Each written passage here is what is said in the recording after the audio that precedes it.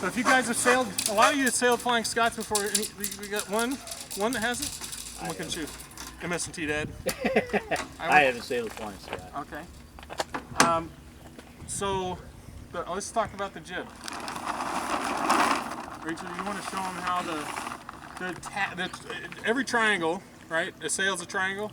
You've got the head, that's the very top. You've got the tack at the front, the leading edge corner, and the clew is the back corner. So here's our clew of the jib. I've got the head rolled up here, but the tack is down there. And this is a finer point about rigging a jib sail. There's a shackle in the front, and it needs to go. You don't want to go over top of that spin sheet. There you go. So the tack of the sail, I think you're seeing it, where that U shape of the shackle goes over the forestay. Okay, because if you put it outside the forestay, the tack of the jib moves around a lot more. And so putting it in the middle of that forestay are the hanks. Oh. It's really nice to have ground. This is like if I'm in the boat and I got to get out of the boat and then back in the boat. So as crew, it really helps to work one or the other. You can help inside the boat or you can help from the ground side. But on this sail, they're plastic clasp, just like a seatbelt. And if you need some instruction on a seatbelt, you just go to the airlines. They tell you all the time. You know? But the one side goes on the other side and it clips. And the Mad Sails makes are really nice, those hanks.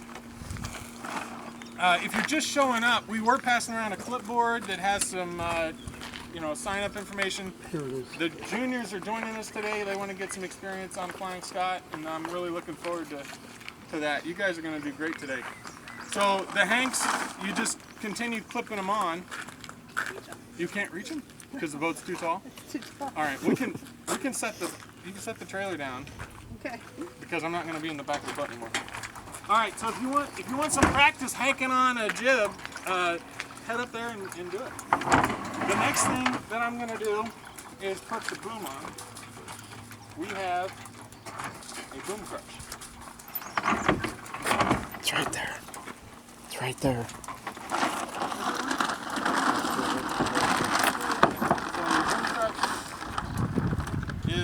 That is running. It's just something cool to do.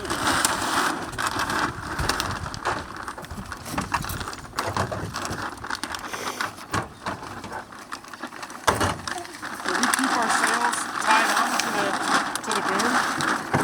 It aids in keeping the sail in good shape, and it's a lot faster to jig.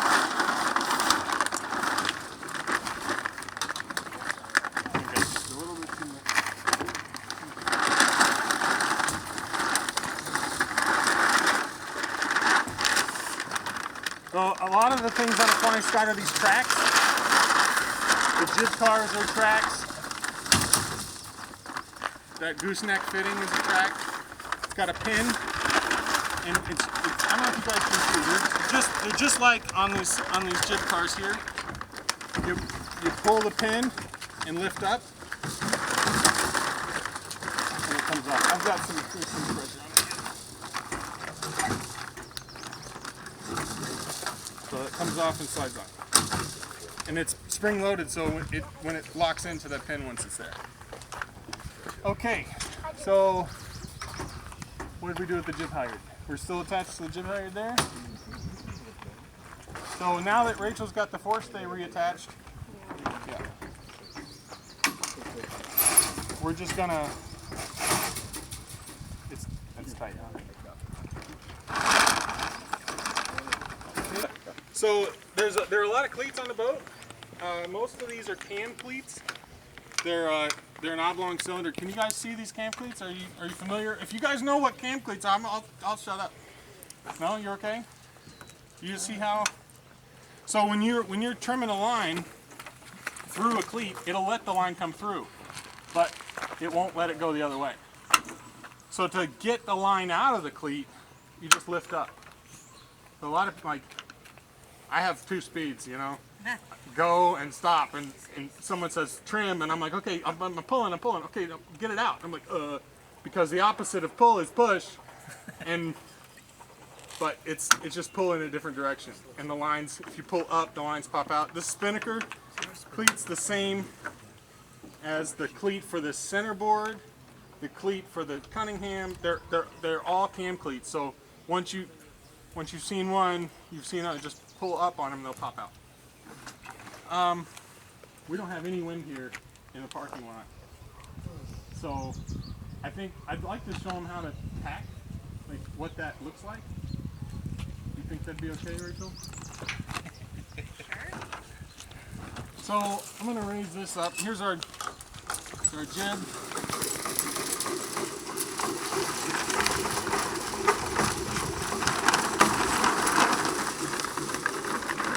Notice I'm only going in a clockwise direction. I get some tension on it, and then I just lift up on that little tooth there, and I can pull it out. Okay. I wonder if I just take that.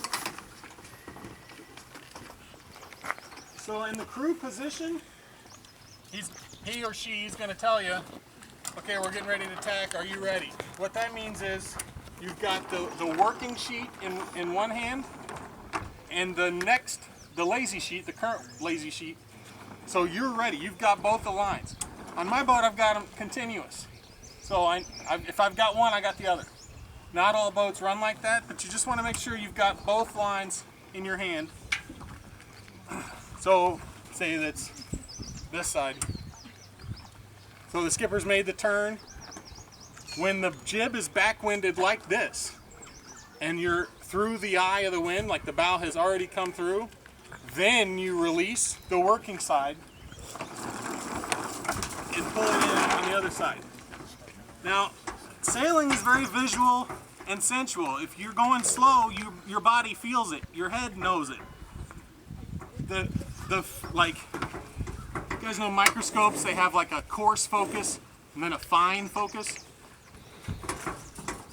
The coarse focus on trimming a jib upwind is to get the clue. We talked about the clues of the sail. You want the clue of the sail to be over the center of the seat. So if you're sitting in the seat here, you guys can all come closer. There's nothing,